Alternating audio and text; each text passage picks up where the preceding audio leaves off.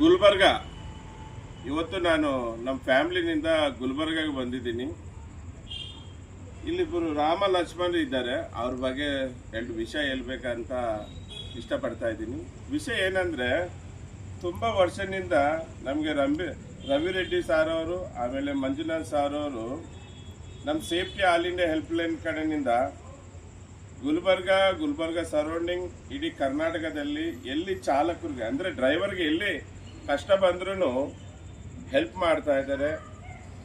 ಇನ್ನೊಂದು ಏನಂದರೆ, ಹೆಲ್ಪೇ ಅಲ್ಲ, ನಾವೆಲ್ಲ ಚೇರ್ ಬಿಟ್ಟು ಇಡೀ ಭಾರತ ದೇಶದಲ್ಲಿ ಚಾಲಕರಿಗೆ ಒಳ್ಳೆ ಆಗಬೇಕು, ಚಾಲಕರಿಗೆ ನ್ಯಾಯ ಸಿಗ್ಬೇಕಂತ ನಾವು ಹೋರಾಟ ಮಾಡ್ತಾಯಿದ್ವಿ.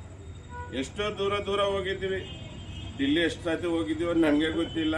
ಆಮೇಲೆ ಮಹಾರಾಷ್ಟ್ರ ಹೋಗಿದ್ದೀವಿ, ರಾಜಸ್ಥಾನ ಹೋಗಿದ್ದೀವಿ, ತಮಿಳ್ನಾಡು ಹೋಗಿದ್ದೀವಿ, ತೆಲಂಗಾಣ ಹೋಗಿದ್ದೀವಿ, ಆಂಧ್ರನೂ ಬಂದಿದ್ದಾರೆ.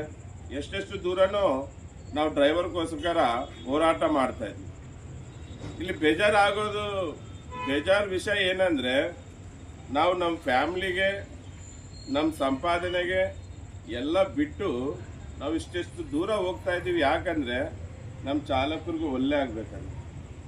ಇಲ್ಲಿ ನಮಗೆ ಏನು ಅನ್ನಿಸ್ತಾ ಇದೆ ಅಂದರೆ, ನಮ್ಮ ಚಾಲಕರು ಹಮ್ಕು ನೈ ಪಚಾ ಅಂತ ಕ್ಯಾ ಬೋಲ್ತೆ,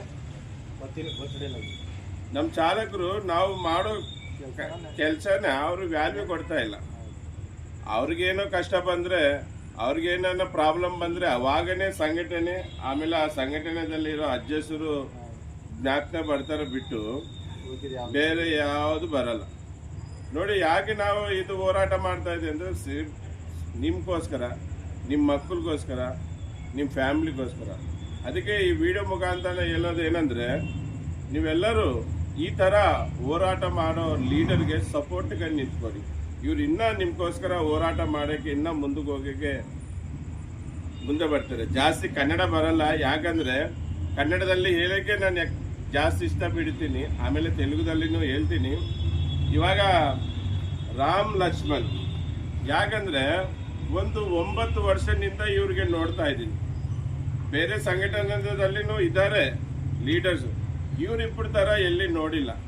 ಯಾಕಂದರೆ ಅವರು ಸುಮ್ಮನೆ ಜಗಳ ಮಾಡ್ಕೊತಾರೆ, ಸುಮ್ಮನೆ ದೂರ ಆಗಿಬಿಡ್ತಾರೆ. ಆದ್ರೂ ರವಿ ರೆಡ್ಡಿ ಅವರು, ಮಂಜು ಸಾರ್ ಅವರು ಒಂದು ರಾಮ ಲಕ್ಷ್ಮಣ್ ಥರ, ಅಣ್ಣ ತಮ್ಮರ ಥರ ಎಷ್ಟೋ ಕ್ಲೋಸ್ ಇದ್ದು, ಏನನ್ನ ಬಂದರೆ ಅವರಿಬ್ಬರು ಮುಂದೆ ನಿಂತ್ಕೊಂಡು ಇಡೀ ಕರ್ನಾಟಕ ಚಾಲಕರಿಗೋಸ್ಕರ ಅಲ್ಲ, ಇಡೀ ಭಾರತ ದೇಶದಲ್ಲಿರೋ ಚಾಲಕರಿಗೋಸ್ಕರ ಹೋರಾಟ ಮಾಡ್ತಾ ಇದ್ದಾರೆ. ನಿಮಗೆ ತುಂಬ ಧನ್ಯವಾದ. ನಾನು ಕರ್ನಾಟಕ ಬಂದಿದ್ದು, ಗುಲ್ಬರ್ಗ ಬಂದಿದ್ದ ವಿಷಯ ನಿಮಗೆ ಗೊತ್ತಾಗಿದೆ ಅಷ್ಟೇ. ನೀವೆಲ್ಲರೂ ಬಂದಿದ್ದಾರೆ, ನಿಮಗೂ ಧನ್ಯವಾದ ಸರ್. ಇದು ನಮಗೂ ಚಿಕ್ಕಿದ್ದು ಗೌರವ ಅಲ್ಲ, ನಮ್ಮ ಚಾಲಕರಿಗೂ ಚಿಕ್ಕಿದ್ದು ಗೌರವ. ಯಾಕಂದರೆ ನಾವು ಚಾಲಕರಿಗೋಸ್ಕರ ಹೋರಾಟ ಮಾಡ್ತಾ ಇದ್ದೀವಿ ಅಂತ ಇದು ಸನ್ಮಾನ ನನಗೆ ಬಂದಿದೆ ಸರ್. ತುಂಬ ಧನ್ಯವಾದ. ಜೈ ಕರ್ನಾಟಕ, ಜೈ ಸೌತ್ ಇಂಡಿಯಾ.